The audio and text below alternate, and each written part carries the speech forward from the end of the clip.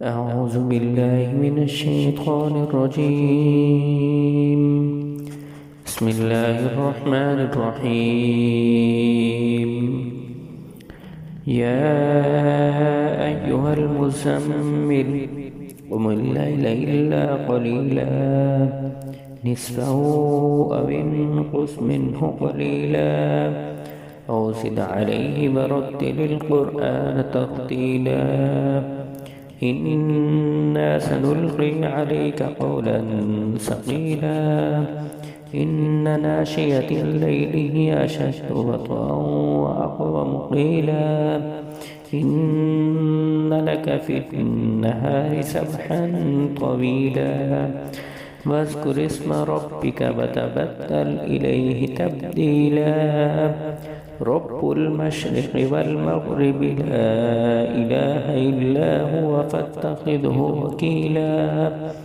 واصبر على ما يقولون واهجرهم هجرا جميلا وذرني والمكذبين أولي النعمة فمهلهم قليلا إن لدينا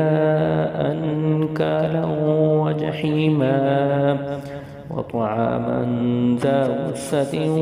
وعذابا أليما يوم ترجف الأرض والجبال وكانت الجبال كثيبا مهيلا إنا أرسلنا إليكم رسولا شاهدا عليكم كما أرسلنا إلى فرعون رسولا فعصى فرعون الرسول فأخذناه أخذا وبيلا فكيف تتقون إن كفرتم يوما يجعل الولدان شيبا السماء منفطر به كان وعده مفعولا إن هذه تذكرة فمن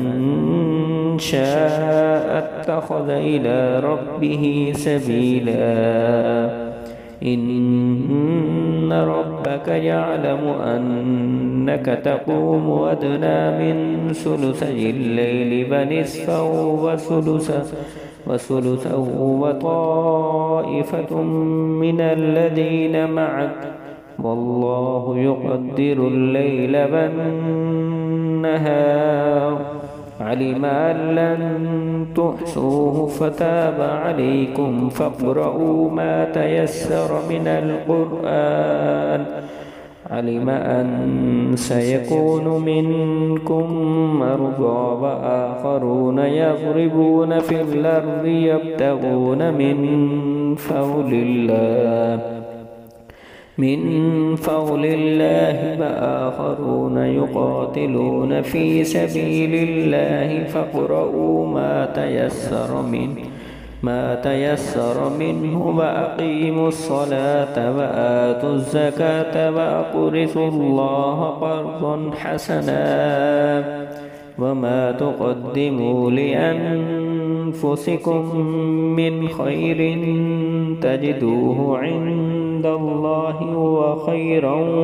وأعظم أجرا واستغفروا الله إن الله غفور رحيم.